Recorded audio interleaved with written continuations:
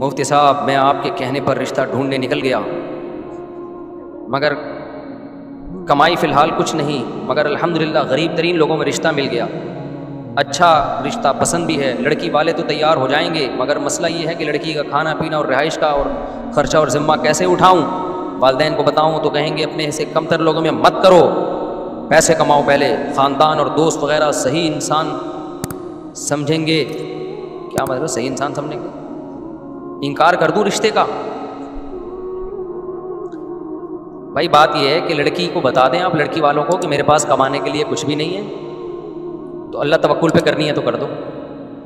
اب اگر ان کے پاس کچھ ہوگا تو وہ نہیں کریں گے، وہ بھی اگر آپ ہی کی طرح فارغ گھوم رہے ہیں تو کہیں گے یار بیٹا ادھر بھی کچھ نہیں ہے تو چل تو پارسل کر لے، ادھر کچھ ہمت کر لینا تو شاید کچھ کھلا دو۔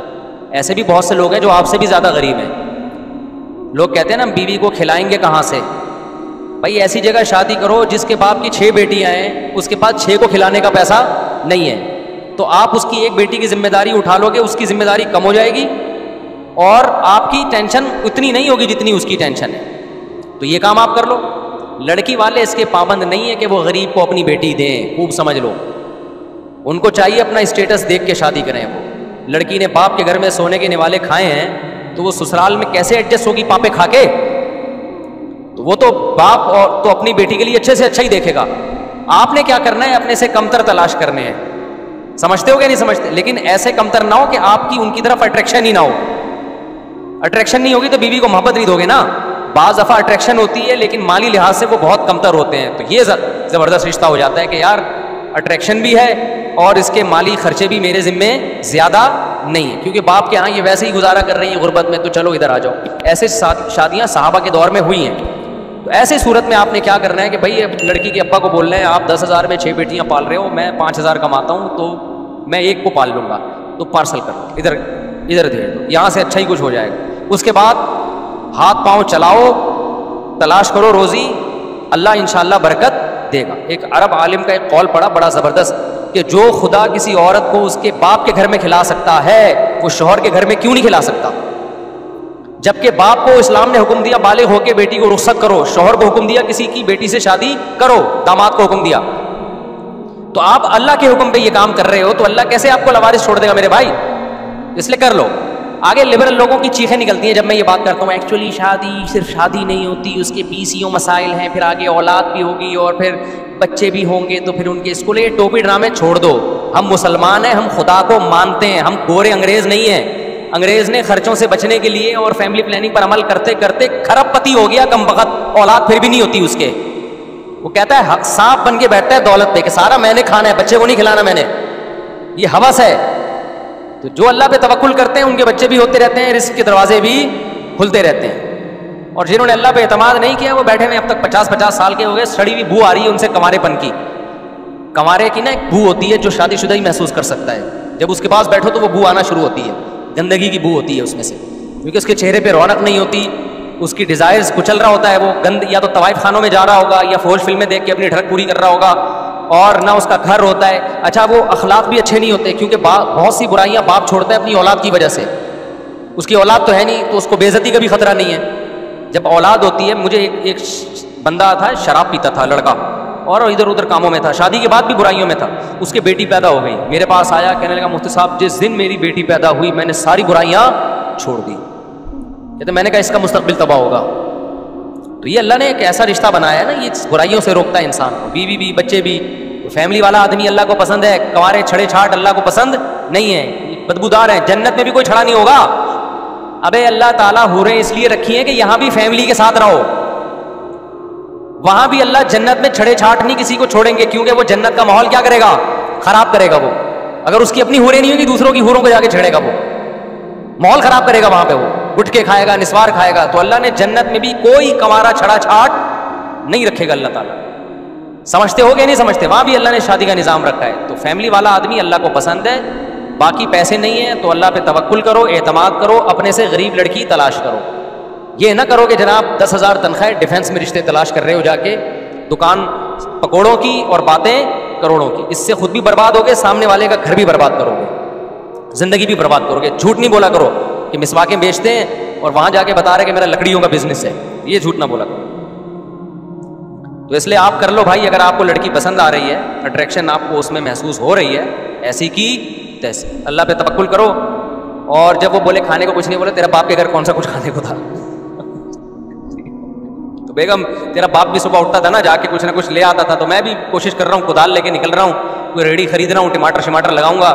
تو بھی دعا کر یہاں بیٹھ کے, ہو سکتا ہے اللہ تیری برکت سے مجھے بھی کھلا دے. اور بیوی کی برکت سے تو رزق ملتا ہے, یہ تو طے شدہ بات ہے. حدیث میں آتا ہے تزوجوا النساء فإنهن يأتين بالمال او كما قال صلی اللہ علیہ وسلم. نکاح کرو, عورت مال لانے کا ذریعہ بنتی ہے. اس کا غلط ترجمہ یہ ہے کہ جہیز لائے گی وہ, یہ مطلب نہیں ہے. یہ مطلب یہ ہے کہ مال میں برکت کا ذریعہ بنتی ہے, کیونکہ آپ کی جو بیوی ہے وہ آپ کی بیوی بعد میں ہے, اللہ کی مخلوق پہلے ہے. وہ آپ نے اللہ کی ایک مخلوق کو ٹھکانہ دیا ہے, اور یہ نیچرل وے پہ آپ چل رہے ہو. انگریز کیا کرتا ہے, بیوی خود کمائے گی, شوہر خود کمائے گا. یہ اسلام میں پسندیدہ کام نہیں, اس سے خاندان نظام تباہ ہوتا ہے. سمجھتے ہو؟ دیکھو میرے پر بڑے بڑے حالات آئے ہیں, میں نہیں اپنی باتیں شیئر کرتا, لیکن کچھ چیزیں موٹیویشن کے لیے ضروری ہیں. لوگ مجھے کہتے ہیں گاڑیوں میں گھوم رہا ہے, یہ کر رہا ہے, اور جہازوں میں اڑ رہا ہے. ہم بچپن میں سنتے تھے کہ علماء کا کبھی بھی وہ زمانہ نہ دیکھو جب وہ مشہور ہو چکے ہوتے ہیں, اس سے غلط فہمی ہوگی. علماء کا وہ زمانہ دیکھو جب وہ مشہور نہیں تھے. سمجھتے ہو کہ نہیں سمجھتے؟ وہ بڑا طویل زمانہ ہوتا ہے, اس میں ان کو بڑی آزمائشوں سے گزرے ہوتے ہیں. آپ وہ زمانہ دیکھ رہے ہوتے ہیں جس میں وہ آزمائشوں سے, اس نوعیت کی آزمائشوں سے گزر چکے ہوتے ہیں. اگرچہ شہرت کے بعد ایک الگ قسم کی آزمائش شروع ہوتی ہے, لیکن وہ جو آزمائش ہوتی ہے نا, جو شہرت سے پہلے ہوتی ہے, وہ الگ نوعیت کی ہوتی ہے, وہ عام آدمی افورڈ نہیں کر سکتا. تو میرے پر بڑے حالات آئے, اور میرے تو فیملی بھی ہمیشہ سے ہی زیادہ ہیں. یہ کہ میں نے آج تھوڑی اتنی بیویاں رکھی ہیں, پہلے سے ہی ہمیشہ سے. ہم تو ایک دو والے تو ہم کبھی رہے نہیں ہیں, تو نیچ حرکت لگتی ہے ہمیں بالکل ہی. ایک ہی بیوی لے کے گھوم رہا ہے آدمی, تو کیا فخر کر کے چھوڑو, ایک آدھ بچہ اور ایک آدھ بیوی, یہ فیملی نہیں ہے میرے بھائی. یہ فیملی کے ساشے ہیں, ٹھیک ہے نا, یہ فیملی کے ساشے ہیں کمپنی کی مشہوری کے لیے. فیملی تو بعد میں بنتی ہے, بچے ہوں, بیٹے ہوں, بہویں ہوں, داماد ہوں, بیویاں ہوں, اٹ از کالڈ فیملی. یہ جو ایک آدھ ہو کے سمٹ کے اتنے سے, یہ کیا لے کے گھوم رہا ہے. میں دیکھتا ہوں پارکوں میں ایک بیگم اور ایک آدھ بچہ, تو چھوڑو تمہاری, ہم تو بچوں کو لے کے جب جاتے ہیں, بچے لڑتے ہیں, دوڑتے ہیں, بھاگتے ہیں. بڑے نے چھوٹے کو چماٹ لگا دیا, چھوٹا روتا ہوا آیا, وہ ایک شکایتی ٹٹو ہوتا ہے, وہ سب کی شکایتیں کرتا رہتا ہے بچوں میں نا. It is called family. سمجھتے ہو کہ نہیں سمجھتے؟ بقرعید میں سارے باری باری اونٹ پہ سوار ہو رہے ہیں, اٹ از کالڈ فیملی. لڑائیاں ہو رہی ہیں بقرعید میں, گائے میں لے کے گھوموں گا, وہ کہتا ہے میں لے کے گھوموں گا, منجلا کہتا ہے میں لے کے گھوموں گا, وہ کہتا ہے یہ کیوں لے کے گھوم رہا ہے ابو, یہ میں نے گائے کو چارہ ڈالنا ہے. It is called family. مالداروں کے ہاں ایک بیوی ایک آدھ بچہ, چھوڑو بس, فیملی نہیں کہا کرو اس کو, کچھ بھی کہہ دو فیملی نہیں. ان کے گھروں میں جاؤ, جو گلدستہ 20 سال پہلے جہاں رکھا ہوا تھا وہیں نظر آئے گا آپ کو 20 سال کے بعد. یہ کوئی گھر تھوڑی ہے, تو آفس ہے میرے بھائی. ہمارے آفس کا ماحول الگ ہے اور فیملی کا ماحول. آفس میں جو چیز ہماری جہاں ہوتی ہے, کوئی دائیں بائیں ہو جائے, میں پوچھتا ہوں یہ ادھر ہٹائی کس, اے سی کیوں نہیں چل رہا بھائی, یہ گلاس کہاں سے یہاں سے غائب کیوں ہو گیا. آفس میں بچوں کو نہیں آنے دیا کرو, وہ کام کا ورکنگ پلیس ہے نا, وہ اس کے اصول الگ ہیں. لیکن گھر کیا ہے, گھر تو گھر ہے بھائی, گھر جیسا ہی اچھا لگتا ہے. گھر کو آفس نہیں بناؤ. سمجھتا نہیں ہے نا بات کو آفس رہنے دو, اس میں ہر چیز تمیز سے, سلیقے سے, خاموشی ہونی چاہیے اس میں. گھر میں یہ چیزیں نہیں چلتی. گھر میں بچے ہوں, لڑائیاں ہوں, جھگڑے ہوں, بچے شکایتی ٹٹو بن کے آپ کو شکایتیں کر رہے ہوں, ابو اس نے مارا. ہم لوگ کیا کرتے تھے, دیکھو ہم لوگ بھی ماشاءاللہ کافی بہن بھائی تھے نا, تو ہم نے بھی لائف کو بڑا انجوائے کیا اپنے گھر میں. مجھے اچھی طرح یاد ہے, ہمارے جو مجھ سے چھوٹا ہوتا تھا نا, یہ چھوٹی بہن, یہ چھوٹا بھائی, اب اس نے ہمیں کچھ بھی کہہ دیا نا, مار دیا, پیٹ دیا, اٹھا کے کچھ بھی, ہم روئیں تو الٹا بدنام ہوتے تھے. ابے چھوٹے سے پٹ گیا. اور اگر ہم نے جواب میں چھوٹے کو تھوڑا سا کوٹ دیا, چھوٹوں کی ایک شرارت ہوتی ہے, وہ اتنی ان کو تکلیف نہیں ہوتی, وہ چیختے بہت ہیں ماں باپ کی ہمدردیاں لینے کے لیے. مجھے یاد ہے, مجھ سے چھوٹا بھائی تھا یا بہن تھی, مجھے یاد نہیں آ رہا ابھی, بہت پرانا واقعہ, ہماری عمر 7-8 سال ہوگی. اس نے پتہ نہیں مجھے کوئی بات پہ نا کوئی ڈنڈا ونڈا کھینچ کے مار دیا. میرے بڑا زور سے لگا, مجھے بھی غصہ ہے, میں نے ایک ہلکا سا لگایا. وہ جو چیخا ہے نا, سیلنسر پھاڑ کے جو چیخا ہے, سارے گھر کے خاندان کے بڑے دوڑتے آ گئے, مجھے سنا رہے تم نے کیا اس کے ساتھ. میں نے کہا خدا کی قسم اتنا کیا نہیں ہے جتنا یہ بن رہا ہے. یہ بچے کرتے ہیں کہ نہیں کرتے؟ اب ماں باپ چیک کر رہے ہوتے ہیں کہ یہ واقعی ایکٹنگ کر رہے ہیں یا حقیقت میں ہوا ہے کہ نہیں. گھر تو یہ ہوتا ہے میرے بھائی, سمجھتا ہے کہ نہیں سمجھتا.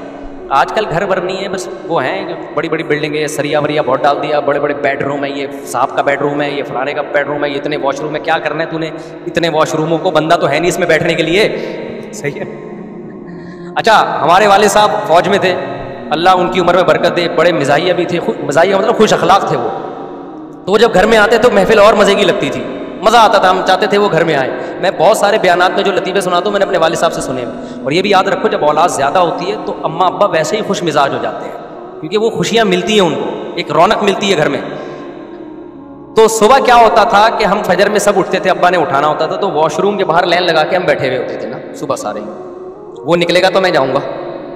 ابا ہمارے یہ منظر دیکھ کے بڑے ہنستے تھے, خوش ہوتے تھے, صبح صبح سارے کیسے بیٹھے ہوئے ہیں. اور بچے آپ کو پتا ہے واش روم میں جا کے جب بیٹھتے ہیں تو پولیس نکال سکتی ہے ان کو, پولیس نکالتی ہے. پھر والد صاحب جا کے ٹک ٹک ٹک دروازہ بجاتے ہیں, بھائی نکلو بھائی, دوسرے نے بھی جانا ہے. آپ کہہ سکتے ہیں اٹیچ باتھ روم اس وقت رواج نہیں تھا, ہمارے والد صاحب اٹیچ باتھ روم کے قائل بھی نہیں تھے. وہ کہتے تھے واش روم ہونا چاہیے, بالکل بڑا گھر تھا ہمارا تو دور تھا ذرا, بس کہیں کارنر پہ جا کے, کمروں میں نہیں تھا, اس کے قائل نہیں تھے. بعد میں انہوں نے بنا دیا, جب آبادی بڑھ گئی تو ایک اور بنا دیا انہوں نے. تو گھروں میں رونق ہوتی ہے بھائی بچوں سے. انگریزوں کی لائف سے دھوکہ مت کھاؤ, ان کی زندگی میں انٹرٹینمنٹ کے علاوہ سب کچھ ہے. ان کی انٹرٹینمنٹ صرف شراب اور عورت ہے, سمجھ رہے ہو, نیچرل انٹرٹینمنٹ ان کے پاس نہیں ہے, صرف شراب عورت. جس دن گورے سے آپ نے شراب چھین لی, عورت چھین لی, وہ ڈپریشن سے مر جائے گا. اس کے پاس کچھ بھی نہیں بچا ہے, ریلیشن تو ہے ہی نہیں ان کے یہاں, محبتیں ہیں ہی نہیں. ہمارے یہاں ریلیشن ہے. اسلام نے کہا کہ مرد بیوی کو کھلائے گا ساری زندگی, تو ریلیشن تو جب ہی بنے گا نا. وہ اپنا کما رہی ہے تو اپنا کما رہے ہیں, تو کیا ریلیشن ہو گیا بھائی. وہ کہے کہ مجھے تیری ضرورت کیا ہے.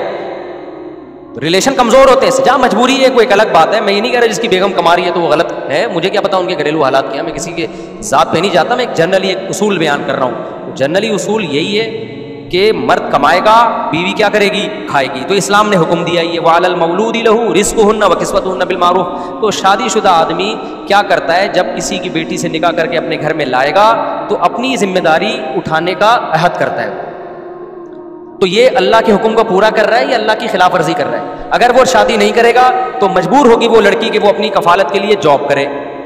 تو اللہ اس عمل سے راضی ہوگا یا ناراض ہوگا. ادھر توجہ بھائی, آپ اگر نکاح نہیں کریں گے تو لڑکی جاب پہ مجبور ہوگی نا, اور کریں گے تو ذمہ داری کون اٹھائے گا, آپ. تو شریعت کیا چاہتی ہے, وہ جاب کرے یا آپ ذمہ داری اٹھائیں, آپ ذمہ داری. تو جب آپ اللہ کے حکم پر عمل کریں گے اللہ کی چاہت پہ, تو اللہ کی بھی مدد ہوگی کہ نہیں ہوگی. اللہ اس کام پہ مدد کرے گا جس سے وہ ناراض ہوتا ہے, یا اس کام پہ مدد کرے گا جس سے وہ خوش ہوتا ہے. خوش اس کام سے ہوتا ہے.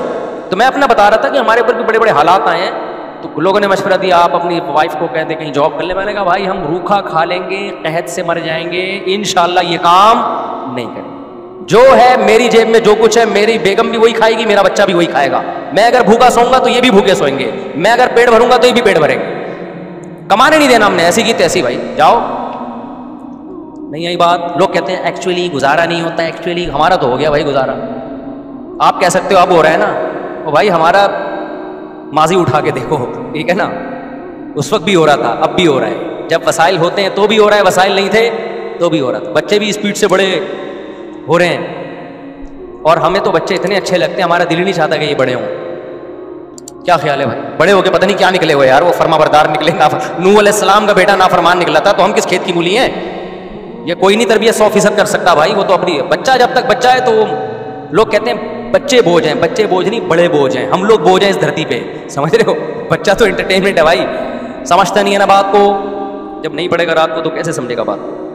تو اس لیے نکاح کر لے کسی غریب سے, جو بھائی نے پرچی پوچھی ہے نا, کر لو شادی. اگر آپ کو اچھی لگ رہی ہے شادی کرو, اللہ پہ توکل کرو. جب بیگم کے کھانے کو کچھ نہیں ہے تو بولو بھائی تیرا ابا بھی اس وقت کمانے کو نکلتا تھا, میں بھی نکلوں گا.